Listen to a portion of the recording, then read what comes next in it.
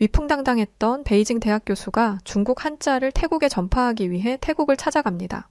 태국에서 극진한 대우를 받았던 중국 대학 교수. 그러나 그의 여권을 보게 된 태국인들은 갑자기 태도를 바꾸고 이런 말을 하는데요. 아니 이게 뭐야? 당신 한국인이 아니라 중국인이었어? 제기랄. 지난 7월 한국을 상대로 벤코리아를 외치며 난동 피우던 태국. 과연 무슨 일이 있던 걸까요? 이야기 들어보시죠. 안녕하세요. 저는 베이징 대학교에서 언어학을 가르치고 있는 왕하이밍이라고 합니다. 제가 이렇게 사연을 보내게 될 줄은 몰랐는데요. 최근 태국에서 겪은 충격적인 경험으로 인해 학자로서 부끄러운 마음을 가지게 되었습니다. 그리고 그 중심에는 놀랍게도 한국이 있는데요.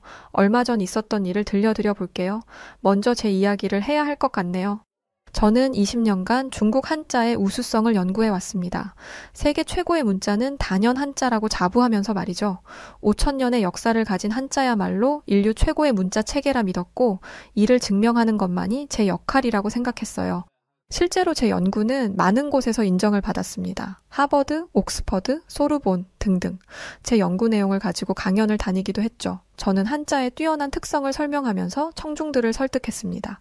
특히 한자가 동아시아 문화권의 공통 문자라는 점을 강조했어요. 한국, 일본, 베트남, 유명하다는 동아시아의 나라는 모두 우리 한자를 사용했으니까요. 그만큼 한자의 가치는 대단했습니다.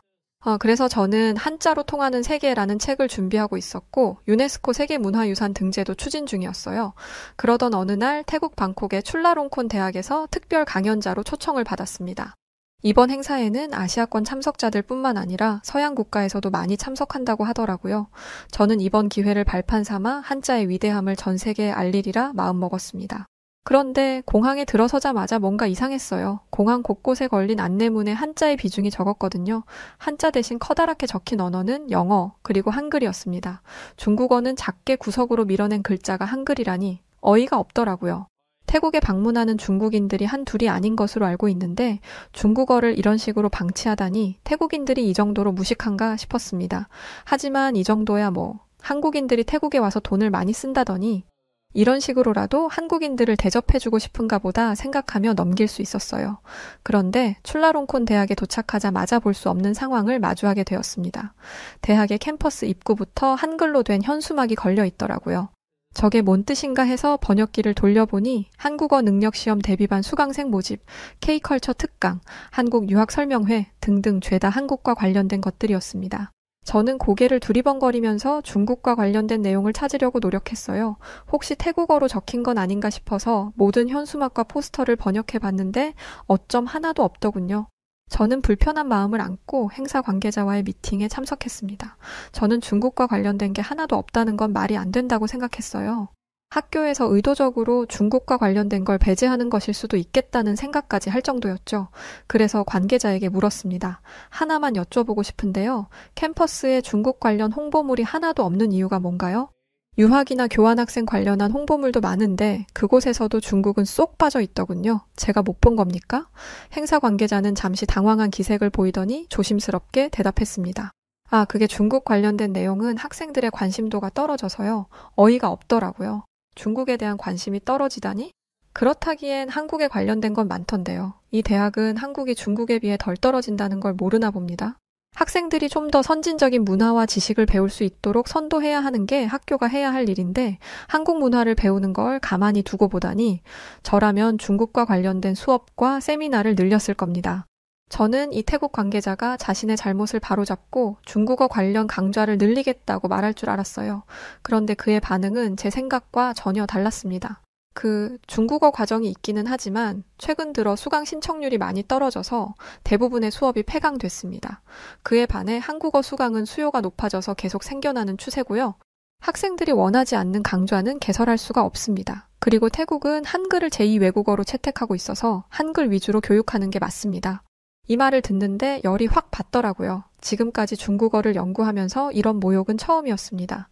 당신은 지금 이 학교 학생들의 수준이 얼마나 낮은지를 보여주고 있는 거예요. 중국은 세계 제2의 경제대국입니다. 그리고 무려 5천년의 역사를 가진 문명국이고요. 그에 반해 한국은 겨우 수십 년 전까지만 해도 가난한 나라였죠. 어떤 나라가 더 우수한지 이렇게 말해줘도 모르겠어요?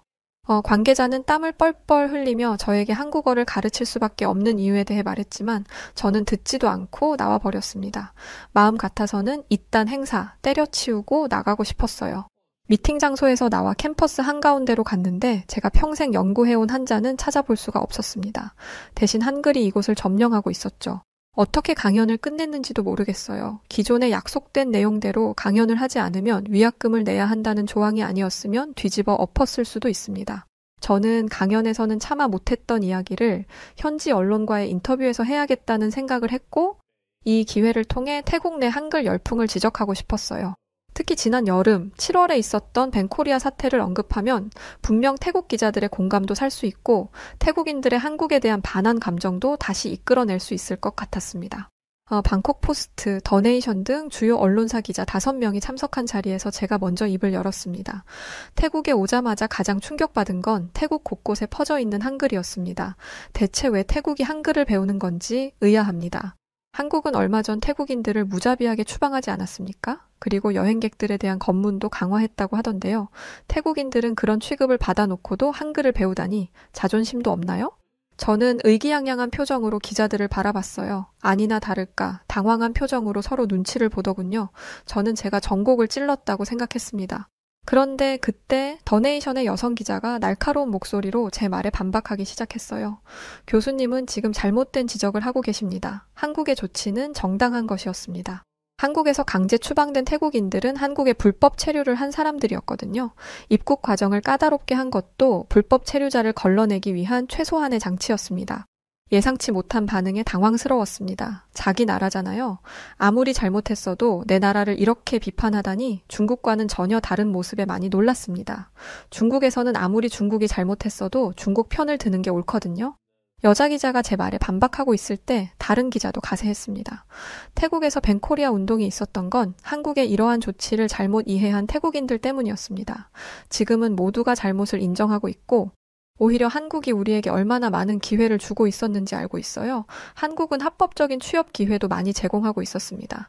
그게 바로 우리나라 청년들이 한국어를 배우는 이유죠. 정식 루트로 가면 얼마든지 다양한 기회를 누릴 수 있으니까요. 이런 얘기를 계속 듣고 있자니 불편한 마음만 커지더군요. 저는 목소리를 높여 말했습니다. 그런 이유라면 한국 말고도 다른 나라도 있을 텐데요. 예를 들면 중국이라든지 말입니다. 중국과 태국은 좋은 관계를 맺고 있잖아요. 태국이 한국 말고 중국에게 손을 내민다면 중국은 넓은 대국의 마음으로 태국을 받아줄 겁니다. 교수님, 벤코리아 당시 태국인들이 가장 후회한 게 어떤 건지 아세요? 우리 국방부 장관이 우리가 중국과 손잡으면 한국 따위는 아무것도 아니다 라고 말한 거예요. 그 일 이후로 한국 기업이 반도체 수출을 중단했는데 그날부로 태국 자동차 산업이 올스탑 됐어요. 그때 중국은 어떻게 했게요? 우리를 도와주기는커녕 뒤에서 웃기만 했어요. 쉽게 말해 뒤통수를 친 거죠. 이런 나라를 어떻게 믿습니까? 순간 말문이 막혔습니다. 하지만 불쾌한 건 매한 가지였어요. 5,000년의 역사를 가진 중국이 그런 데는 다 이유가 있는 건데 그깟 도움 한 번 안 줬다고 겨우 70년 만에 성장한 한국을 추종하다니 태국인들의 태도가 너무나 굴욕적으로 보이더군요. 어느새 인터뷰는 제가 의도한 것과 완전히 다른 방향으로 흘러가고 있었습니다.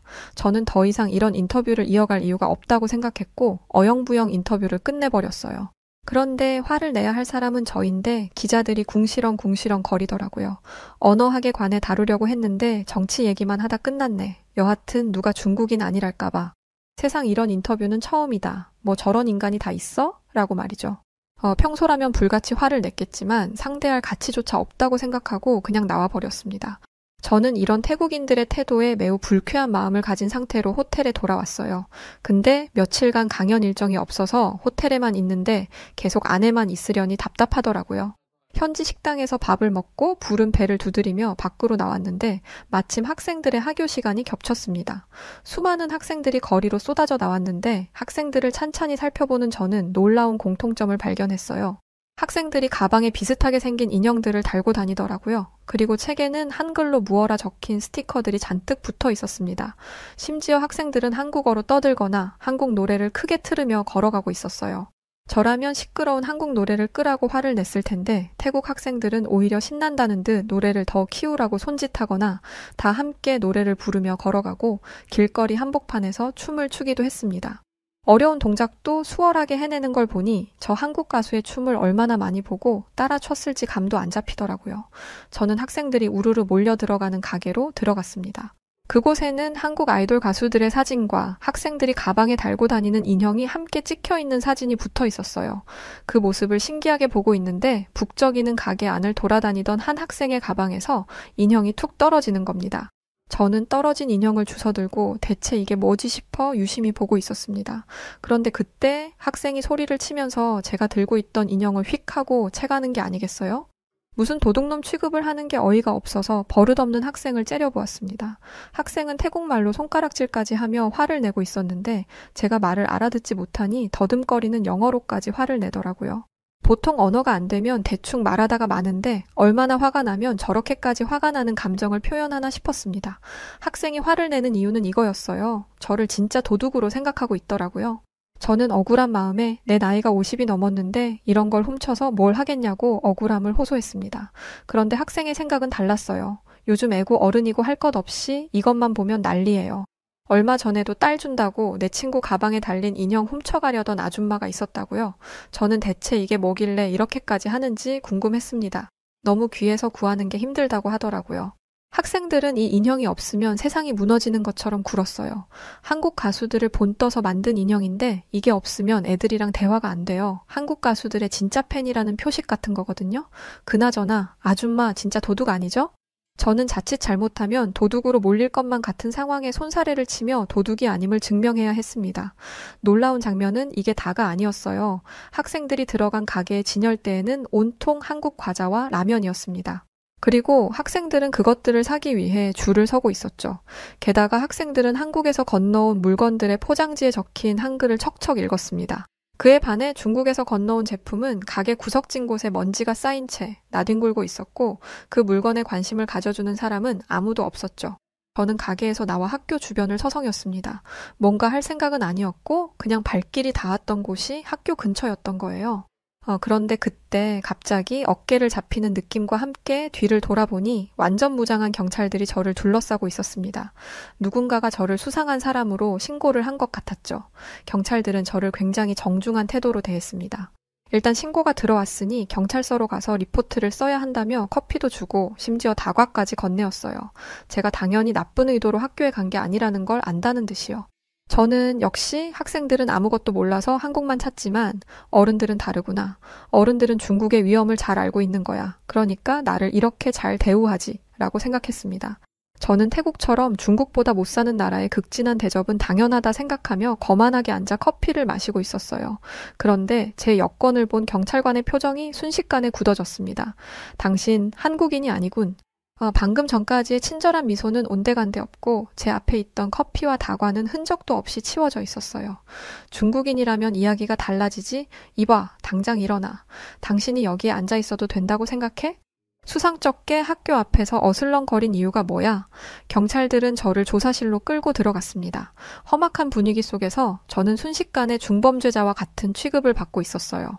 아니, 저는 중국인이잖아요. 저는 중국인인 제게 이런 태도를 취하는 게 이해가 되지 않았습니다. 저는 제가 누구인지 계속해서 알렸어요. 이봐요. 저는 베이징 대학교 교수예요. 신분증을 보면 알 수 있을 겁니다. 여기 온 것도 태국의 초청을 받아온 거라고요. 그런데 경찰들은 코웃음 치면서 대답했어요. 교수라고? 지난주에도 베이징 대학 교수가 잡혀왔는데 중국에는 베이징 대학 교수가 대체 몇 명이야? 제 얘기를 아예 못 믿더라고요. 그들은 학교 근처에서 뭘 한 건지, 왜 학생들을 미행했는지, 접촉한 학생은 없는지 계속해서 물었고 제 휴대전화를 가져가서 혹시 사진이라도 찍지 않았는지 샅샅이 훑어보기 시작했습니다. 저는 오랜 조사와 저를 초청한 주최 측의 도움으로 경찰서에서 빠져나올 수 있었어요. 그런데 태국 경찰들의 행동은 생각할수록 화가 났습니다. 한국인이라고 생각했을 때는 잘해주더니 갑자기 태도를 바꾼 게 말이죠. 저는 그들에게 정식으로 항의하겠다고 했어요. 이렇게 말하면 그들이 깜짝 놀라서 자신들의 잘못을 빌 줄 알았습니다. 그런데 그들은 오히려 코웃음을 치더라고요. 항의해봤자 똑같을걸요? 그럴만하니까 조사했겠지? 할 겁니다. 지난달에 우리 경찰서에 잡혀 들어온 중국인만 해도 10명이에요. 관광지에서 행패를 부리거나 위조 여권을 이용해서 사기를 치거나 불법 체류자 신분으로 범죄를 저지른 사람도 있었고요. 지난해에만 해도 중국인 범죄만 300건이 넘어요. 솔직히 깜짝 놀랐어요. 저는 해외에 나가는 중국인들의 수준이 꽤 높다고 생각했거든요. 그런데 이들이 이렇게 말해도 한국인이라고 했을 때와 중국인이라는 걸 알았을 때의 태도가 다른 건 말이 안 됐습니다. 이건 외교적인 문제로 번질 수도 있는 수준이잖아요. 그런데 이 문제를 말했음에도 이들의 태도는 미적지근했어요. 그래요. 한국인들도 경찰서 옵니다. 그런데 중국인들처럼 사고 쳐서 오는 게 아니라 길에 쓰러진 사람들을 데려오거나 누군가가 잃어버린 물건을 찾아주러 오는 경우가 전부예요. 이런 한국인들이랑 허구한 날 남의 나라에서 노상방뇨나 하는 중국인들을 어떻게 똑같이 대합니까? 태국에서 모진 수모를 당한 저는 큰 상처를 받았습니다. 그리고 마음속으로 한국인이라면 이런 일을 당하지 않았을 텐데 라고 생각하고 있는 저를 발견하게 되었어요. 단 한 번도 한국을 부러워한다거나 한 적이 없는데 말이죠. 호텔로 돌아오는 택시를 탔는데 한숨만 나오더라고요. 그 와중에 택시의 라디오에서는 한국 노래가 흘러나오고 있었고 백미러에는 한국 가수들을 상징한다는 그 인형이 달려 있었습니다. 호텔로 돌아온 저는 한국과 관련된 모든 걸 지워버리고 싶었어요. 하지만 학자로서의 양심이 저를 붙잡았습니다. 왜 모두가 한글에 열광하는 걸까? 이것만 알아보고 앞으로는 한국 쪽으론 침도 뱉지 말자 다짐했죠. 알아봐봤자 별다른 내용도 없을 거라고 생각하면서요. 저는 언어학자잖아요. 그래서 노트북을 펼쳐 한글에 대해 조사하기 시작했습니다. 한자처럼 오랜 역사도 없는 문자가 뭐가 대단하다고.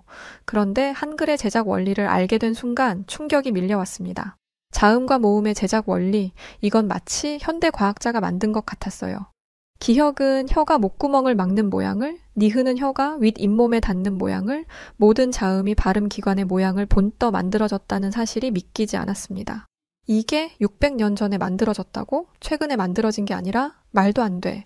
어떻게 그 시절에 이렇게 완벽한 해부학적 지식을 가지고 있었을 수 있지. 더 놀라운 것은 모음이었습니다. 하늘과 땅, 그리고 사람이 기본으로 만들어진 체계라니 여기에는 사상과 철학마저 담겨 있었어요. 게다가 이 세 가지 기본 모음을 조합해 다른 모음을 만드는 창의적인 방법까지 가지고 있었죠. 손이 떨리기 시작했습니다. 한자가 수천 년에 걸쳐 자연스럽게 발전한 문자라는 자부심 하나로 살아왔는데 처음부터 치밀한 과학적 원리로 설계된 문자인 한글 앞에서는 한자도 무의미해 보였거든요. 게다가 또 한 번 저를 충격에 빠지게 한 사실이 있었습니다. 한자는 배우는 데만 10년이 걸리는데 한글은 며칠이면 배울 수 있다고? 저는 아까 봤던 태국 학생들을 떠올렸어요. 한국어를 능숙하게 읽고 있는 태국 학생들을 말이죠. 한글, 한국어가 대중적인 언어가 될 수 있었던 이유에는 논리적이고 간단하고 직관적인 한글의 언어적 특성이 있었던 것이었습니다.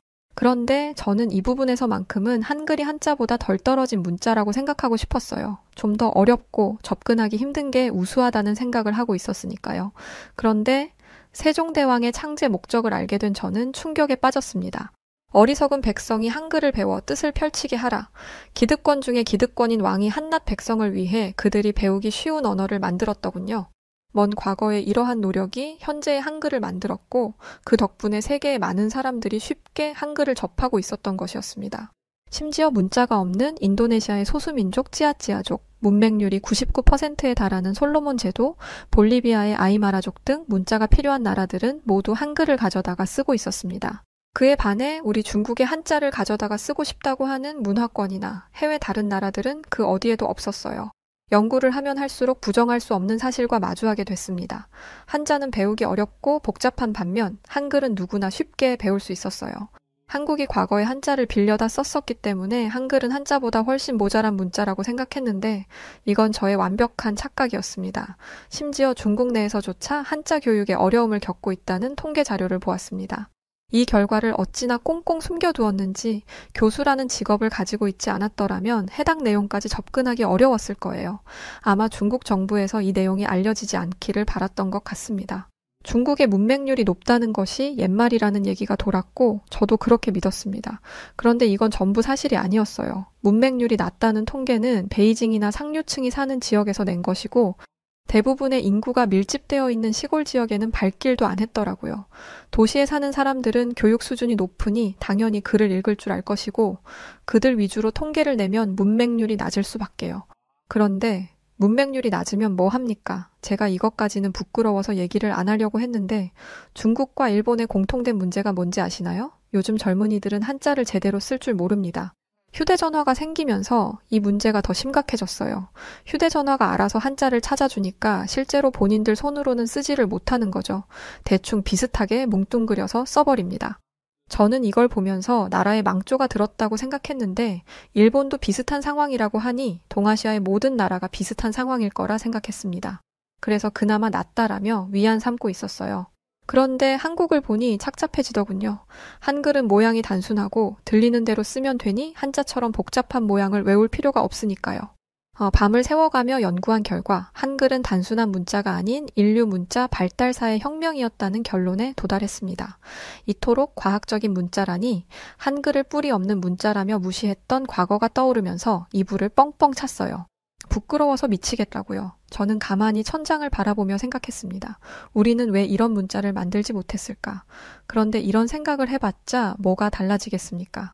저는 그냥 다 잊자 생각하고 중국으로 돌아가기 위해 짐을 쌌습니다. 다음 날 공항에 가기 전 시내에서 밥을 먹으려는데 거대한 전광판에서 음악이 흘러나오고 있었어요. 꽤 큰 광장이었는데 광장 초입부터 들리던 노래를 광장 끝으로 가면서 쭉 듣고 나니 저도 모르게 그 노래를 흥얼거리게 되더라고요. 중독적인 멜로디가 제 머릿속을 떠나지 않았고 그때까지만 해도 별일 아니라고 생각했습니다. 그런데 음식을 기다리는 동안에도 음식을 먹는 동안에도 이 노래가 머릿속을 떠나지 않았어요. 저는 대체 이 노래가 누구의 노래이길래 이토록 저를 괴롭히는지 알고 싶었습니다. 그런데 그때 식당 안에 있는 TV에서 또 똑같은 노래가 나오더군요. 저는 TV 앞으로 달려가 노래의 주인공을 보았습니다. 한 예쁜 여자 가수가 남자 가수와 노래를 부르고 있는데 각각 아시아계와 아메리카계처럼 보이더군요. 저는 옆에서 노래를 따라 부르고 있는 태국인에게 대체 누구의 노래인지 물었습니다. 그러자 그는 블랙핑크 로제요. 모르세요? 라고 말하며 저를 구닥다리처럼 보더라고요. 한국 가수잖아요. 이번에 브루노 마스랑 컬래버레이션한 요즘 이 노래로 난리예요. 아파트라는 술자리 게임으로 만든 노래인데 요즘 술집 가면 다 저 게임만 하고 있다고요. 저는 아니 또 그놈의 한국이야? 다들 미쳤네. 라고 생각하며 거리로 나왔습니다. 다시 광장으로 터덜터덜 걸어갔는데 이번엔 그 광장에 수많은 젊은이들이 모여 있었어요. 그들은 갑자기 커다란 스피커를 설치하더니 노래를 틀고는 함께 춤을 추기 시작했습니다. 거대한 플래시몹의 현장이었죠. 노래는 한 곡이 아니었어요. 몇 곡이나 이어 붙여서 메들리로 춤을 추고 있었는데 길을 가는 사람들은 모두 열광하며 그들에게 박수를 쳐주었습니다. 그런데 놀라운 건 그들이 맞춰 춤을 추는 노래가 전부 한국 노래라는 것이었어요. 저는 또다시 착잡한 마음을 감추지 못했습니다.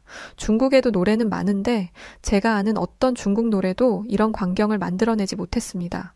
위대한 중국의 문화를 세계에 알리려 엄청난 예산을 들였지만 단 한 번도요.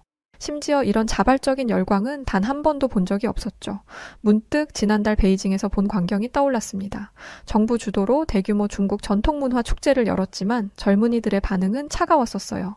억지로 끌려온 듯한 표정들을 하고 하품을 하며 지루해했는데 그때는 그 모습을 보고 한심하다며 혀를 쯧쯧 찼습니다. 그 젊은이들이 왜 그러는지는 알려고도 안 하고요. 젊은이들은 한국 가수들의 노래처럼 트렌디하고 세련된 것들을 원했던 것입니다. 중국은 사람들이 원하는 게 뭔지도 모르고 자기들이 하고 싶은 것만 하니 이런 호응을 이끌어내지 못하는 게 당연했죠.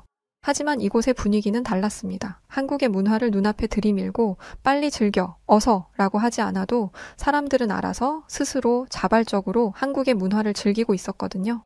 카페에 들어가니 BTS의 노래가 흘러나왔고 식당에서는 한국 드라마가 나오고 있었습니다. 길거리 가게에서는 블랙핑크의 포스터가 걸려 있었고 버스 정류장에는 한국 화장품 광고가 흘러나왔어요. 마치 작은 한국 같았죠. 한국은 문화의 힘 하나만으로 한 나라를 장악한 것이었습니다. 제가 그토록 자부하던 중국의 수천 년의 역사는 사람들의 이런 반응을 이끌어내지 못했습니다. 전통음악, 현대음악, 어느 것 하나 세계인의 마음을 사로잡지 못했죠. 하지만 한국은요? 한국어도, 한글도, 문화도, 심지어 그들의 전통의복과 음악마저도 세계인들의 축제에 초대를 받으며 그 수준을 인정받고 있다고 합니다. 사연을 보내기 전에 한국 군악대 영상을 봤는데 그걸 보면서 중국과 한국의 수준 차이를 또 한 번 뼈저리게 느꼈어요.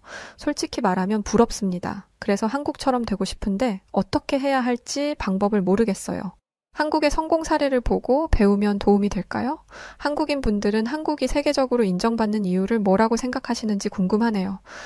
아직도 머릿속에서 그 멜로디가 맴도는 것 같습니다. 그놈의 아파트. 한국에 대해서 많은 외국인들이 놀라는 것들이 또 있는데요. 특히 사업을 위해 한국에 방문한 외국인들이 감탄하는 회사가 있다고 합니다. 독보적인 업계 1위이면서 고객 만족뿐 아니라 지역사회 환원까지 세상에 도움이 필요한 곳에 아낌없이 나눔과 봉사를 실천하고 있어 더욱 놀라움을 자아내는데요. 바로 신차 장기 렌트 및 리스 회사인 KS 오토플랜입니다. 차량 구매뿐 아니라 기존 차량 처분까지 원스톱으로 처리가 가능한 건 물론 항상 고객님께 듣고 고객님으로부터 답을 찾아 고객님께 돌려드리는 기업을 표방하는 만큼 렌트와 리스 시 중도 해지를 원하시는 경우 고객님이 최대한 페널티를 적게 가지고 가시도록 체계화된 승계 부서를 운영하고 있습니다. 사람을 최우선으로 생각하는 회사답게 처음 회사를 시작하던 그 마음 그대로 취약계층 아동과 시설에 아낌없는 지원을 아끼지 않는 KS 오토플랜. 따뜻한 심장을 가진 KS 오토플랜이 구독자 여러분들을 위해 특별한 혜택을 준비했습니다. 지금 고정 댓글을 클릭하시고 구독자분들만을 위한 특별한 혜택과 함께 이웃을 위한 나눔까지 실천해보세요. 여기 중국인으로 보이는 관광객들이 한국의 어느 매장에서 큰 소란을 피우고 있습니다. 중국인들의 행패에 속수무책으로 매장 직원들은 당하고만 있는데요. 이때 중학생으로 보이는 한국의 한 학생이 나타나서는 중국인 단체 관광객들의 입을 닫게 만들어버리는 기질을 보이게 되는데요. 대체 이곳에서는 무슨 일들이 있었던 것인지 오늘 사연 시작해보겠습니다. 안녕하세요. 저는 호주 퍼스에서 살고 있는 벨라 화이트라고 합니다. 저는 방송국 작가로 일을 하며 두 아이를 기르고 있어요. 제가 살고 있는 퍼스는 자연이 아름다운 곳입니다. 특히 세로로 긴 모양을 하고 있는데 위로 가면 사막과 비슷한 풍경이 펼쳐져 있고 아래로 가면 휴양지 같은 느낌의 자연을 만날 수 있어요. 호주 멜버른에서 나고 자란 제가 퍼스에 이사를 온 이유는 자연, 딱 하나뿐이었습니다. 남편도 저와 똑같은 성향을 가지고 있는데 그래서 그런지 저희 부부는 신혼 때부터 캠핑을 즐겨 다녔습니다. 아이가 태어난 이후에도 꾸준히 캠핑을 다니고 있답니다. 캠핑을 다녀본 분들이라면 아실 거예요. 매주 캠핑을 가는 게 얼마나 힘든 일인지요. 하지만 저희 가족은 정말 매주 캠핑카를 끌고 여행을 떠납니다. 저희 가족이 캠핑에 얼마나 진심인지 조금 이해가 되시죠? 퍼스의 평화로움을 느끼며 살아가던 중 옆집에 중국인 펑이 씨의 가족들이 이사를 왔어요. 제가 살던 작은 동네에는 아시아 사람들이 없었기 때문에 반가운 마음이 컸습니다. 모험심이 강한 저희 가족은 새로운 펑위 씨의 가족들과 교류하며 새로운 문화를 경험할 수 있다는 사실에 기대감에 부풀었습니다. 저희는 이사 온 펑위 씨의 가족들에게 웰컴 박스라고 해서 환영의 의미를 담은 선물 꾸러미를 담아서 건네주기도 하고 저희 가족이 차곡차곡 모아둔 맛집 지도까지도 건네주었어요. 당연히 저희는 가까운 관계가 되었고 집에 옆집 가족들을 초대하게 되었습니다. 즐거운 시간을 보낼 수 있으리란 생각에 모든 가족들이 들떠있던 그때 펑위 씨의 가족들이 초인종을 눌렀죠. 저는 반갑게 맞이하며 신발을 벗어달라고 했습니다. 서양에서는 집에서도 신발을 신는다고 하지만 요즘에는 위생적인 부분 때문에 신발을 벗는 추세죠. 저희 집도 카펫을 다 드러내고 마룻바닥을 설치한 지 오래입니다. 펑위 씨는 아시아 국가의 사람들이기 때문에 신발을 벗는 게 당연히 익숙할 거라 생각했는데 그런데 이상하게도 펑위 씨의 가족들은 쉽게 신발을 벗지 못했습니다. 계속 쭈뼛대길래 슬리퍼까지 준비해 주었건만 신발을 계속 안 벗더라고요. 그러면서 중국인 펑위 씨는 왜 서양 사람들이 집에서 신발을 벗느냐면서 불편한 말투로 말을 하더군요. 아니, 집에서 신발 좀 벗어달라고 하는 게 문제가 되나요? 저는 살짝 짜증이 올라왔지만 그날을 망치고 싶지 않아서 꾹 참았고 펑위 씨의 가족들은 한참 동안 문 앞에서 쭈뼛대다 결국 신발을 벗었습니다. 그런데 지금 다시 생각해도 아찔한데요. 중국인 펑위 씨의 가족들이 신발을 벗는 순간 집에서 시큼한 냄새가 진동을 하기 시작했습니다. 저는 태어나 그렇게 지독한 발 냄새는 처음 맡았어요. 한 사람만 그랬다면 차라리 낫겠는데 4인 가족 전부에게서 냄새가 나니까 죽겠더라고요. 그리고 보통 초등학생 정도 되는 아이들한테서는 발냄새가 잘 안 나지 않나요? 펑위 씨의 아이들은 어린데도 불구하고 미친 듯한 발냄새가 났죠. 솔직히 좀 더러운 얘기라서 말씀드리기 죄송한데 펑위 씨의 가족들은 맨발이었고 걸어갈 때마다 바닥에 발바닥 자국이 고스란히 남았습니다. 발에 땀도 많고 땀에서 채취도 강한 것 같은데 양말도 안 신고 통풍도 안 되는 신발을 신는다는 게 말이 되나요? 저희 가족들은 경악을 금치 못하며 겨우겨우 식사를 마쳤습니다. 그리고 다시는 중국인에서 온 펑위 씨의 가족들을 초대하지 않기로 가족 회의를 통해 결정했어요. 솔직히 냄새가 너무 나서 정이 떨어질 정도였습니다. 그런데 남편은 호주 사람들도 냄새가 나지 않는 것은 아니니까 우리가 조금은 이해해 주자고 하더군요. 오늘 하루 동안 밖에서 활동하느라 땀이 그날만 유독 많이 났었을 수도 있었을 거라면서 말이죠.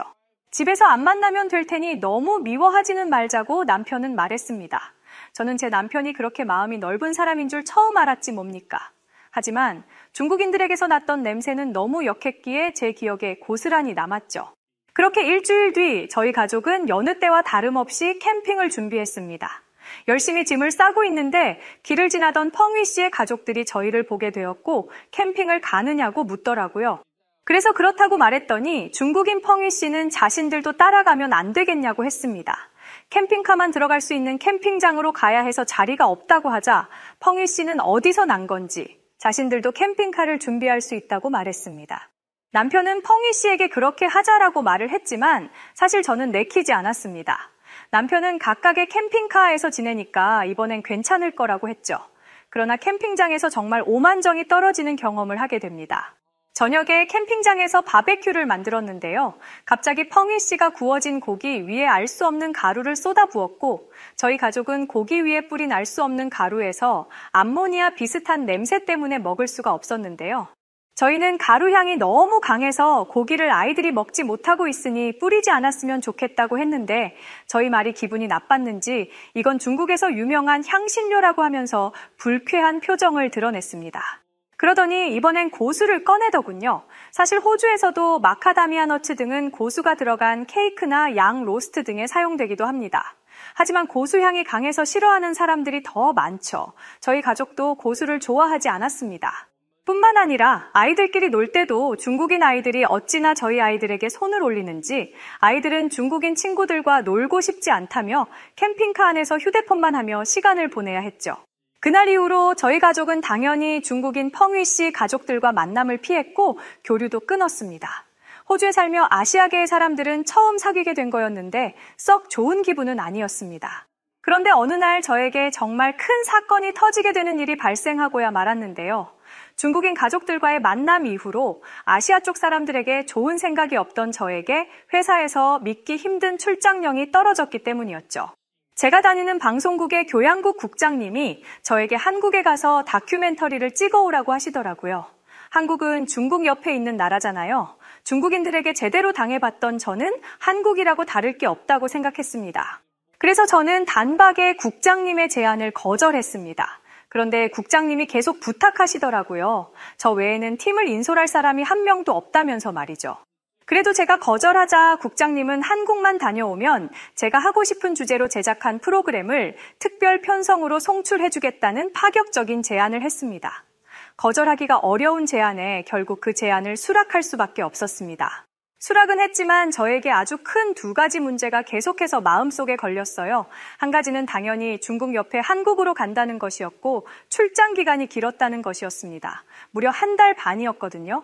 어린 두 아이들과 떨어지는 것도 걱정이었고 남편에게 육아를 온전히 일임하는 것도 너무 미안한 일이었죠. 국장님의 제안은 수락했지만 남편이 거절한다면 가지 않을 생각도 하고 있었습니다. 그런데 남편이 중국과 비슷한 문화라는 한국에 저를 혼자 보낼 수 없다며 그런 게 걱정이라면 가족들이 다 함께 한국에 가자고 하는 거예요. 사실 남편은 프리랜서 개발자로 일하고 있어서 일하는 장소가 자유롭습니다. 그 덕에 저희 가족은 다 같이 함께 한국에 갈 수 있게 되었어요. 한국에 도착한 뒤 저와 남편은 공항의 곳곳을 살펴보았습니다.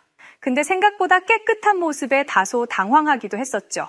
원래 보통 일반적으로 공항은 당연히 깨끗하기 마련입니다. 세계 각국에서 오는 여행지들에게 처음 보여주는 모습인데 지저분하게 관리할 리가 없잖아요. 그래서 저와 남편은 긴장의 끈을 놓치지 않았습니다. 그런데 그때 큰 아이가 화장실이 가고 싶다고 하는 거예요. 낭패라고 생각했습니다. 저희는 화장실만큼은 가고 싶지 않았어요. 호텔이라면 투숙객만 사용하니 깨끗하겠지만은 공항 화장실은 공용 공간이었으니까요. 중국인 펑위 씨가 저희 집 화장실을 쓴 뒤 화장실을 일주일 동안 쓰지 못했던 경험이 있었기 때문에 화장실은 정말 가고 싶지 않았습니다. 그런데 어쩌겠나요? 아이에게 참으라고 할 수도 없었으니 말이죠. 저는 아이를 데리고 화장실로 들어갔습니다. 간신히 입으로 숨을 쉬고 있는데 저희 딸이 저에게 코로 숨 쉬어도 된다고 저의 다리를 툭툭 쳤죠. 저는 눈을 질끈 감고 코로 숨을 쉬었는데 이럴 수가. 냄새가 안 났습니다. 화장실인데도 불구하고 상쾌한 냄새가 나더라고요. 중국인들이 쓴 화장실에서 이상한 냄새가 나는 건 그 사람들의 식습관 때문이라는 기사를 봤었는데 자극적인 향신료를 많이 쓰다 보니 어쩔 수 없다는 것이죠. 그렇다 보니 한국인들도 비슷한 음식을 먹을 테니 냄새가 날 거라고 생각했는데 한국은 그러지 않았습니다. 계속 냄새 이야기를 제가 하는 이유는 이 냄새가 저에게 엄청난 트라우마가 되었었기 때문이에요. 사실 저는 호주인들이 쓰는 공용 화장실도 못 쓸 정도로 냄새에 예민하거든요. 여하튼 아이의 손을 씻기고 있는데 갑자기 어디선가 칙 하는 소리가 나더라고요. 그러면서 갑자기 향긋한 냄새가 퍼졌습니다. 소리의 근원을 찾아보니 벽면에 있는 한 디스펜서였어요. 저게 무엇인지 보고 있는데 다시 한번 칙 소리가 나면서 그곳에서 액체 같은 게 나오더라고요. 그건 자동으로 향기를 내는 자동 디스펜서였습니다. 호주에는 이런 게 없기 때문에 저는 이런 게 있는지도 몰랐습니다. 호주에 이런 게 있다면 저희 집에도 설치를 해놨을 텐데 그러지 못했으니까 말이죠. 저는 디스펜서의 사진을 찍어갔습니다. 다시 호주로 돌아갈 때 이걸 바리바리 싸서 돌아가야겠다는 다짐을 했거든요. 남편은 화장실에서 나온 저와 아이의 표정이 밝자 의아한 표정을 지었어요. 저는 방금 찍은 사진을 보여주면서 제가 보았던 놀라운 것들에 대한 이야기를 들려주기 시작했습니다. 이야기를 들은 남편은 자기가 생각했던 한국이 실제와는 다를 수도 있겠다며 긴장감을 조금 풀었어요. 워낙에 호주에서 만난 중국인 펑위 씨의 영향이 컸다 보니 정말 걱정이 많은 한국행이었는데 공항에서부터의 시작이 꽤나 성공적인 걸 직감했습니다. 저는 다음 날부터 바로 취재를 시작했습니다. 서울을 포함해서 경기도를 오고 다니면서 호주에서는 볼 수 없는 한국적인 것들을 찾아다녔죠. 그러면서 알게 된 건데 한국은 현대식 문명이 정말 잘 어울리는 곳이었습니다. 남편과 아이들은 제가 취재를 하기 위해 일로 자리를 비워야 했고 남편이 아이들과 시간을 보내기로 했었기에 그나마 마음 편히 한국 취재를 위해 일에 매진할 수 있었죠. 처음 간 곳은 강남이었는데 조금 회의적인 시선을 가지고 있었습니다. 왜냐하면 취재를 위해 미리 검색해봤던 인터넷에는 한국 강남은 서울의 중심지지만 여성들에게 있어 성형수술의 근원이라는 이야기를 봤기 때문입니다. 그곳에 가면 기괴하게 성형수술을 한 사람들이 공장에서 찍어낸 듯한 얼굴로 돌아다닐 줄 알았거든요. 하지만 도착해서 마주한 강남은 인터넷에 돌아다니는 그런 모습이 아니었습니다. 제가 상상했던 얼굴들은 온데간데 없고 각자의 개성을 가진 사람들이 돌아다녔습니다. 그리고 보통 직장인들이었어요. 점심시간에 밖으로 나온 직장인들이 삼삼오오 무리지어 다니는 것은 굉장히 평화로워 보였습니다. 또 강남의 높은 빌딩들은 건축 디자인적으로도 훌륭했고 건물의 외벽은 세련되었으며 거리도 매우 깨끗했습니다. 길게 쓰레기 하나 없고 껌 뱉은 자국도 없더라고요. 게다가 호주에서는 흔히 보이는 새똥도 없었습니다. 그런데 저와 팀원들을 정말 놀라게 했던 건 사실 따로 있었는데요. 이렇게 화려하고 웅장한 강남 도시의 불빛들은 대체 뭘로 밝히고 있냐는 것이었죠. 너무 신기했었는데 왜냐하면 길거리에 전선들이 보이지 않았기 때문입니다. 전기를 보내줄 전선들이 없는데 강남의 도시들은 화려한 불빛들이 도시를 감싸고 있었기에 저희는 이런 모든 내용들을 카메라에 담았습니다. 또 하나 신기하고 놀라웠던 건 바로 버스 정류장에서였습니다. 버스 정류장에서 놀랄 일이 뭐가 있느냐 한국인들은 의아해 하실 수 있으시겠지만 저는 개인적으로 이런 나라는 한국밖에 없을 거라고 생각해요. 일단 우리 호주에는 이런 게 없습니다. 그게 뭐냐면 다른 곳으로 넘어가기 위해 버스를 탔는데 버스 정류장에 있는 전광판에 몇 번 버스가 언제 오는지 표시되어 있더라고요. 한국어를 전혀 모르는 외국인인 제가 보자마자 이해할 수 있을 정도였으니 너무나도 편리했습니다. 게다가 버스 노선도 커다랗게 표시가 되어 있었는데 그것만 보고도 제가 어떤 버스를 어느 방향에서 타야 하는지 알 수 있었죠. 제가 살던 호주 버스 정류장에도 노선도가 있기는 하지만 대부분 낡아서 해져 있는 경우가 대부분이거든요. 심지어 한국인들의 모습에 저희는 카메라를 내려놓을 수가 없었는데요. 정류장에 버스가 줄지어 세대가 정차했는데 당연하게도 대혼란스러운 일들이 벌어지지 않을까 생각했지만 전혀 다른 모습을 보여주었기 때문입니다. 버스가 천천히 멈춰서자 한국인들은 자신들이 타야 하는 버스 앞에 섰고 그 뒤로 질서 정연하게 줄을 섰는데 사실 이 모습에 저는 줄을 서는 라인이 그려져 있는 줄 알았어요. 그런데 그런 건 전혀 없었죠. 한국인들은 누군가가 하라고 한 적도 없는데 알아서 이런 규칙을 만들고 모두가 약속이라도 한 듯 지키고 있었던 것이었습니다. 저를 놀라게 한 건 이게 다가 아니었습니다. 저희는 관역버스라는 걸 탔는데 버스를 타니까 무슨 비행기에 오른 줄 알았죠. 그렇다 보니 버스 요금도 상당히 비쌀 것이라고 생각했습니다. 그런데 광역버스의 요금은 겨우 2,800원이었어요. 물론 시내버스보다 훨씬 저렴한 금액이었지만은 이 정도로 깨끗하고 편안한 좌석의 버스가 2,800원이라는 건 놀랄 만한 일이었습니다. 대중교통 요금이 비싼 호주버스에서 살아온 저로서는 믿을 수가 없는 금액이었어요. 광역버스와 시민들의 질서 정연한 모습 덕분에 저는 마음 편하게 취재를 할 수 있을 거라고 생각했습니다. 그런데 마음을 놓으니 사고가 나더라고요. 함께 간 방송사 팀원들과 함께 움직이는데 갑자기 막내 직원이 화들짝 놀라면서 촬영 장비를 잃어버렸다는 거예요. 평소 어리버리한 모습을 자주 보이던 친구였는데 드디어 일을 쳤다 싶었습니다. 어디서 잃어버린 거냐고 물어보았는데 이렇게 묻는 것도 무의미하다고 생각했어요. 촬영 장비가 한 2푼도 아니고 잃어버린 데를 찾아가더라도 못 찾을 게 분명했거든요. 그래도 0.1%의 희망을 가지고 가방을 두고 온 것 같다는 식당으로 향했습니다. 식당으로 가는 내내 걱정이 이만저만이 아니었습니다. 제 머릿속에서는 이미 카메라가 없을 때 시뮬레이션을 돌리고 있었어요. 저희는 식당에 들어갔습니다. 아니나 다를까 저희가 앉았던 자리에는 아무것도 없었죠. 당연히 누군가가 훔쳐갔다고 생각하고 망연자실한 채 밖으로 나오려던 그때 식당 주인이 빠른 걸음으로 저희에게 다가왔어요. 그러면서 카운터로 들어가더라고요. 카운터에서 나온 식당 직원이 저희에게 건네준 건 다름 아닌 저희가 잃어버렸다고 생각한 촬영 장비였습니다. 누군가가 가져가지 않게 보관해준 거였고 저는 식당 사장님과 직원분들의 호의에 감격했습니다. 하지만 저희 막내 팀원이었던 이 친구의 어리버리함은 여기서 끝낼 생각이 없었던 모양입니다. 얼마 지나지 않아서 자신의 지갑을 분실한 것 같다며 호들갑을 떨었기 때문이었죠. 이게 무슨 뚱딴지 같은 소리인가 싶어서 물으니 아까 촬영하면서 앉아있던 벤치에서는 분명히 있었는데 아무리 찾아도 없다는 거였죠. 이거야말로 잃어버렸을 거라고 생각했습니다. 식당 안이 아니라 밖에서 잃어버린 거니까요. 촬영하는 게 바빴던 저는 막내 스텝에게 그럼 알아서 찾아오라고 스태프를 보냈고 당연히 잃어버렸을 거라 생각하고 촬영에 매진했습니다. 그런데 멀리서 돌아오는 막내 스태프의 표정이 밝더라고요. 그리고 정말 놀랍게도 직원의 손에는 지갑이 들려 있었습니다. 대체 어디서 찾았냐고 물어봤더니 그냥 그 자리에 있었다고 하더라고요. 저희는 정말 깜짝 놀랐습니다. 지갑 안에 있던 돈이나 카드와 신분증들도 모두 그대로 있다고 하더군요. 이게 어떻게 있을 수 있는 일인가요? 아마 저희 호주에서는 있을 수 없는 일이었고 저희 호주뿐만 아니라 세계 어디를 가더라도 있을 수 없는 일이었을 겁니다. 이건 단순히 운이 좋았다라고 생각하기에는 어려운 일이었죠. 그래서 막내 스텝의 이런 일들까지도 우리는 카메라에 담았고 다큐 내용에 포함하여 넣었습니다. 한국에서 그렇게 신기하고 대단한 경험들을 하면서 했던 촬영을 마친 뒤 남편과 아이가 있는 숙소로 돌아갔습니다. 숙소로 돌아가니 아이들이 자고 있더군요. 우리 남편도 종일 아이들과 놀아주느라고 힘들었는지 소파에 앉아 잠이 들어 있었습니다. 그 모습을 보니 어찌나 미안하던지 혼났는데요. 이렇게 한국이 괜찮은 곳인 줄 알았다면 힘들게 여기까지 안 왔어도 됐을 텐데 말이죠. 남편은 제가 부스럭대는 소리에 깨고 말았고 남편은 저를 보더니 꼭 안아주고는 하루 종일 고생했다며 인사해주더군요. 그러면서 자고 있는 아이들을 보게 되었는데요. 저희 아이들의 체력은 어마어마하기 때문에 체력이 다 떨어지지 않으면 밤늦은 시간에도 잠에 들지 않습니다.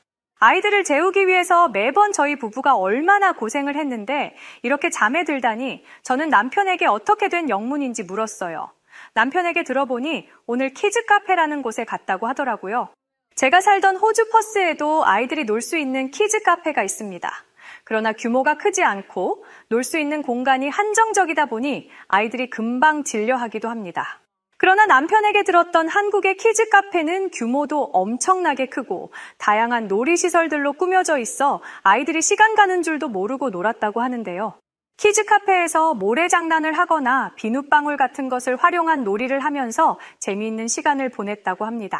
심지어 한국 키즈 카페는 아이들만 있으면 위험할 수 있으니 아이들과 함께 활동하는 선생님들이 배치되어 있었고, 선생님들은 아이들의 발달에 맞는 다양한 놀이로 카페에 있는 아이들을 케어해 주었다고 했습니다. 이 얼마나 대단한 모습들인가요? 저희 호주에서는 절대 상상조차 할 수 없는 일들입니다. 중국인 가족 펑이 씨 때문에 아시아 국가라면 모두가 냄새가 나거나 불편한 일들이 생길 거라고 생각했는데 한국은 전혀 예상 밖이었죠. 이후에도 저는 열심히 촬영 일을 하면서도 남편 아이들과 함께 틈틈이 시간을 보냈는데요. 이런 일도 있었습니다. 한국의 한강을 갔다가 63 빌딩을 올라가게 되었고 그곳에서 한국의 야경을 보게 되었습니다. 제가 있던 호주는 그리 큰 도시가 아니에요. 도시적인 분위기기보다는 잔잔하고 평화로운 분위기이죠. 당연히 63 빌딩처럼 높은 빌딩은 없다 보니 야경을 즐길 만한 타워가 없습니다. 그런데 사실 있어도 무의미하죠. 야경으로 볼 만한 빌딩들이 없으니까요. 그런데 63 빌딩에서 본 한국의 밤은 반짝반짝 화려함 그 자체였습니다. 저희에게 생소한 모습을 보면서 저희 가족은 한국이 얼마나 발전한 나라인지 알게 되었어요. 또한 서울이 전 세계에서 손꼽히는 도시가 된 이유도 알았고요. 그렇게 매일매일 바쁜 일정을 소화하다가 오랜만에 여유가 생겼습니다. 여유가 생기면 당연히 캠핑을 가야죠. 아시다시피 저희 가족들은 캠핑을 무척이나 좋아했던 가족이었으니까요. 타국에서의 캠핑도 매력 있을 거라고 생각했기에 당연히 남편도 저도 누가 뭘 할 것 없이 캠핑을 계획하게 되었습니다. 그런데 그때 저희들의 이야기를 들었던 호텔 직원이 저에게 다가와 한국에는 글램핑이라는 문화가 있으니 이용해보라고 권했죠. 호텔 직원은 글램핑은 캠핑의 한 종류라고 말하며 다 준비되어 있으니 몸만 가면 된다고도 했는데요. 그 이야기에 남편은 인터넷을 검색해보기 시작했고 실제로 한국의 글램핑은 숙소와 화장실, 싱크대, 식기류, 바베큐 그릴까지 모든 게 준비되어 있었습니다. 그냥 저희가 가서 먹고 마실 음식 재료들만 준비하면 그만이었죠. 너무 기분 좋았습니다. 이런 게 가능하다니 대체 한국에서 불편할 수 있는 일들이 있다면 무엇이 있단 말인가요? 외국에서 왔던 저희들 입장에선 너무나 만족이었습니다. 도착한 글램핑장의 모습은 굉장히 이색적이었습니다. 커다란 텐트들이 열에 맞추어 준비되어 있었고 지퍼를 열고 안으로 들어서자 정말 호텔 숙소에라도 온 것과 같은 시설들이 멋지게 꾸며져 있었습니다. 이런 글램핑장에서 저희를 정말 놀라게 했던 것이 하나 있었는데 글램핑장 사장님께서 외국에서 왔던 저희들에게 유창한 영어로 설명하는 모습과 텐트 안에서 따뜻한 온기가 느껴질 수 있는 난방 시스템과 냉방 시스템이 있었기 때문이었죠. 이런 모든 게 다 준비되어 있는 시설이었음에도 숙박 이용료만 내면 모든 게 모두 무료였다는 것도 정말 놀라웠습니다. 그날 밤 글램핑장 사장님은 먼 곳에서 왔다는 게 고마웠는지 한국의 흑돼지라는 삼겹살을 가지고 오셨는데요. 치익하는 소리와 함께 고기가 익기 시작했습니다. 사장님께서 준비해 주신 한국의 흑돼지 삼겹살은 정말 그 맛이 고소했고 풍미가 깊었는데요. 정말 태어나 이렇게 맛있는 바베큐를 처음 먹어본 것 같았죠. 너무나 맛있었습니다. 그런데요. 이날 저에게 신세계였던 음식은 사장님이 구워주신 노란 고구마와 한국의 전통 음식인 김치의 조합이었습니다. 노랗게 익은 고구마 위로 김치를 얹어주셔서 먹게 되었는데 난생 처음 느껴보는 맛에 황홀했습니다. 어둠이 짙게 내린 밤, 아이들도 잠이 들고 남편과 저는 글램핑 텐트 거실에 앉아 커피를 마시며 한국의 밤을 보며 대화를 나누었습니다. 회사에서 다큐멘터리 촬영 때문에 한국에 가라고 했을 때 정말 죽기보다 싫었는데 지금 와서 생각해보면 내가 왜 그런 어리석은 생각을 했을까? 후회도 되면서 만약 한국을 이렇게 오지 못했었다면 내 평생에 한국이라는 나라를 경험하고 알 수 있었을까? 라는 이야기를 남편에게 건넸죠. 저의 이야기를 들은 남편은 자신도 마찬가지라며 한국은 정말 나이스한 멋진 국가라며 미소 지어 주었습니다. 이제 촬영 일정도 모두 마무리되고 한국을 떠나야 하는 날이 얼마 남지 않았었습니다. 저는 남편에게 한국에 처음 왔을 때 한국 화장실에서 봤던 디스펜서를 사가야 한다고 사러 가자고 했는데요. 인터넷으로 찾아보니 한국에는 다이소라는 매장이 있는데 이곳에 가면 제가 사려고 했던 디스펜서를 살 수 있다는 글을 보게 되었고 저희 가족은 다이소로 향했습니다. 한국의 다이소에는 정말 없는 게 없을 정도로 모든 생활 물품들이 진열되어 있었는데요. 정말 놀랍게도 이곳에서 판매되는 제품들은 퀄리티가 좋은데 가격마저 매우 저렴해서 가격 부담 없이 오기 정말 좋은 곳이구나 했습니다. 그런데 갑자기 다이소 안에 시끌벅적해지게 되는 사건이 생기고 말았었는데요. 바로 중국인 관광객들이 단체로 들어와 소란을 피웠었기 때문이었죠. 그 중국인들은 사지도 않을 물건들을 손으로 집었다 내려놨다 하기도 하고 물건들을 막 흔들기도 하다가 바닥에 떨어뜨리면서 다이소에 진열되어 있던 물품이 파손되는 일이 벌어졌었는데요. 다이소 직원들은 중국말을 할 줄 몰랐기에 번역기를 보여주며 파손시킨 물품에 대한 결제를 요구했고 중국인들은 당시 알아들을 수 없어 정확하진 않겠지만은 당신들이 파는 한국의 제품들이 이렇게 형편없어서 살짝 떨어져 부서져 버린 걸 왜 우리 탓을 하느냐는 듯한 모양이었습니다. 다이소 안은 이 사건으로 난리법석이었고 목소리는 점점 커져만 갔었는데요.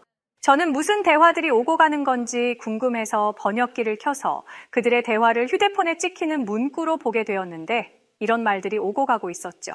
한 중국인은 한국에서 만든 제품들이 그럼 그렇지라면서 이런 걸 돈 받고 팔고 있는 이 가게도 참 문제라면서 우리는 절대 그 파손된 물품에 대한 비용을 지불할 생각이 없으니 경찰을 부르든 마음대로 하라며 말하고 있었습니다.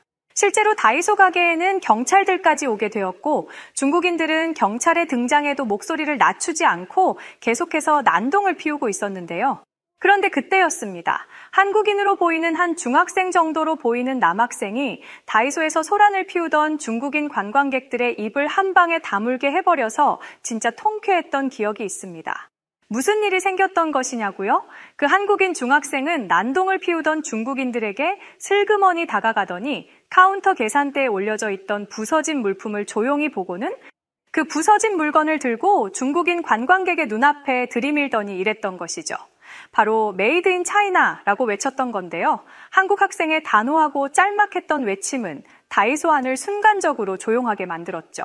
중국인 관광객들이 당황하며 주춤하자 경찰들은 관광객들을 밖으로 모두 밀어내며 내보냈고 고요하던 다이소 안은 다이소 직원의 터지는 폭소의 웃음바다가 되었었는데요. 저는 당시 한국인도 아니었지만 한국인 중학생의 기지에 통쾌함을 느낄 수 있었습니다. 같은 아시아 국가지만 이렇게 의식이 다를 수 있는 것이구나라는 걸 경험할 수 있었던 순간이었습니다. 우리 가족과 촬영팀은 길다면 길었고 짧다면 짧았던 한 달 반이라는 시간을 모두 보내고 다시 호주로 돌아갔습니다. 호주로 돌아가는 비행기 안에서도 지난 한국에서의 기억들을 회상하며 이야기했는데요. 최근 저희 호주에서 호주 최초로 세계 최고 무대라는 영국 프리미어리그 B클럽의 사령탑으로 감독이 되었던 엔지 포스테코글루 감독의 이야기가 굉장히 핫했습니다. 한 번은 호주 방송사에서 엔지 포스테코글루 감독과 전화 인터뷰를 했던 적이 있었는데 B클럽을 가서 뭐가 가장 놀라웠냐는 질문에 포스테코글루 감독은 지금 토트넘의 주장을 맡고 있는 캡틴 손흥민 선수 이야기를 꺼냈죠. 그러면서 그는 겸손하고 지략적이며 매우 뛰어난 인품을 가지고 있는 적이 없는 세계 유일한 선수라며 극찬했던 적이 있었는데요. 제가 경험했던 한국에서 나고 자란 선수였다면 그 이야기가 납득되는 순간이었습니다. 한국은 정말 모든 사람들이 친절했고 저희가 감히 그 어느 나라에서도 경험할 수 없는 일들을 실제로 경험할 수 있게 해준 유일한 나라였으니까요. 이후에 제가 원하는 주제로 특별 편성을 해주겠다고 하신 국장님의 약속대로 저는 새로운 방송을 기획하고 있는데요. 한국에서의 경험이 너무 강렬했어서 집중을 잘 못하고 있는 상황입니다. 현재는 남편과 함께 일이 아닌 온전한 여행으로 한국을 다시 한번 가기로 했고요. 다시 가는 한국에서는 어떤 일들을 만나게 될지 아직 갈 날이 많이 남았는데 벌써부터 기대가 됩니다. 좋은 기억을 남겨준 한국에게 고맙습니다. 자, 오늘 사연은 이렇게 여기까지입니다. 오늘은 언니가 대신 읽어드렸는데 오늘 사연 어떻게 들으셨나요? 늘 저희 여우튜브를 아껴주시는 모든 구독자분들 정말 감사드리고요. 더 좋은 내용과 사연들로 찾아뵙겠습니다. 구독과 좋아요, 알림 설정 부탁드리고 그럼 지금까지 사연을 읽어드리는 여우튜브 송은지였음이 아니네요. 저와 친한 언니였습니다. 끝까지 시청해주신 우리 구독자분들 모두 감사드립니다. 고맙습니다.